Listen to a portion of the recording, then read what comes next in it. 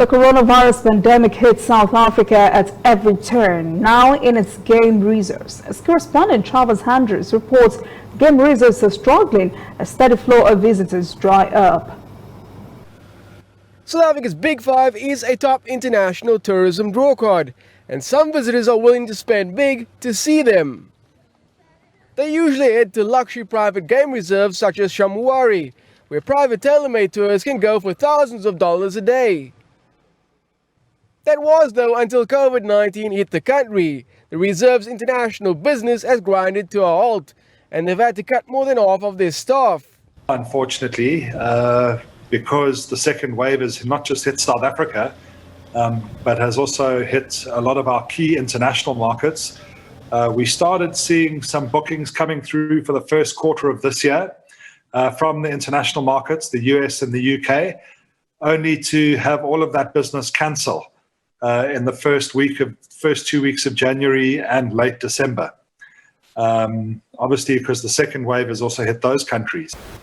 Now the reserve is relying solely on the domestic market to survive. They have altered their rates to make it more affordable to more South Africans. Like many other game reserves, they also had to rein in their costs and re-examine their business model to focus on the long run. We've had to be innovative.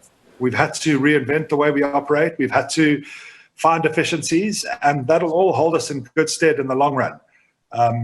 It'll help us survive until that international business comes back. But I think gone are the days where a business model will rest solely on capturing the international market. I think if they're businesses, and if we're one of them, then I think we've learned, we've counted the cost of that arrogance, and we won't repeat that mistake. With so many staff reductions and reduced salaries, the broad economic fallout of the pandemic goes far beyond the fences of game reserves.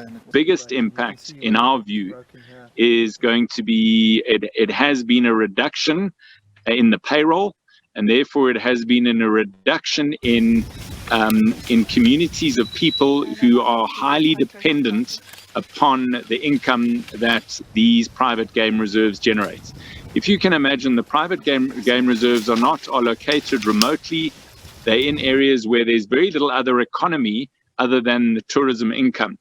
There is some optimism, though, that global efforts to roll out COVID-19 vaccines will soon start to stimulate the tourism industry. The sector in South Africa is expected to mark a recovery in the third quarter of this year. Wide, natural and open environments that game reserves offer lends itself to a new normal, where social distancing has become a reality. Private game lodges believe they have that in abundance, as well as a proven tourism product that will eventually recover in the long run.